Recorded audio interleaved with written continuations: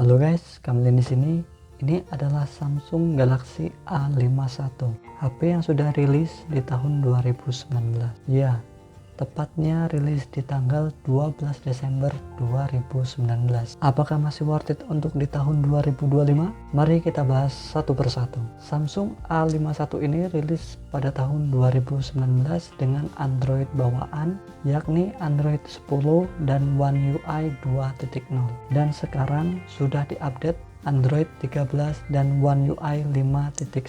Dengan harga pertama kali rilis, HP ini kisaran 4 jutaan, dan untuk sekarang dengan budget 1 jutaan sudah bisa memiliki HP ini dengan catatan dengan kondisi second. Samsung A51 ini dari tampilan depan, layarnya sudah dibekali Corning Gorilla Glass 3, dan untuk bagian belakang maupun framenya terbuat dari plastik. Dan untuk audionya sendiri, Samsung A51 ini masih mono. Jika harus dipakai 2025, speaker mono menurut saya masih kurang oke, tapi walaupun mono, suaranya sendiri sudah cakep. Untuk ukuran layarnya sendiri, Samsung A51 dibekali layar 6,5 in Full HD Plus dan panel yang dipakai yakni Super AMOLED. Jika A51 ini dipakai untuk tahun 2025 dengan ukuran 6,5 inch, menurut saya ukuran segitu masih cukup oke, walaupun banyak HP 1 jutaan yang lain sudah membawa bentang layar yang lebih lega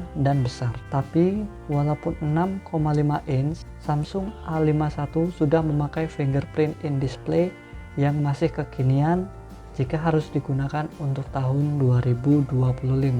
Untuk baterainya sendiri, Samsung A51 dibekali baterai dengan besaran 4000 mAh dengan daya pengecasan hanya 15 watt yang cukup lumayan kecil jika harus bersaing di tahun 2025. Tapi baterai 4000 mAh ini masih cukup awet jika pemakaian sebatas sosmed dan nonton film, tapi untuk pemakaian saya tidak cukup untuk seharian. Untuk chipsetnya sendiri, Samsung A51 dibekali chipset buatan Samsung sendiri yakni Exynos 9611 dengan fabrikasi 11 nanometer. Untuk chipset Exynos 9611, jika untuk digunakan bermain Mobile Legends, mentok di resolusi high. Jika Anda seorang gamer, Exynos 9611 tidak cocok untuk Anda. Tapi jika Anda bukan gamer dan main game hanya sekedar hiburan, Exynos 9611 masih cukup untuk Anda.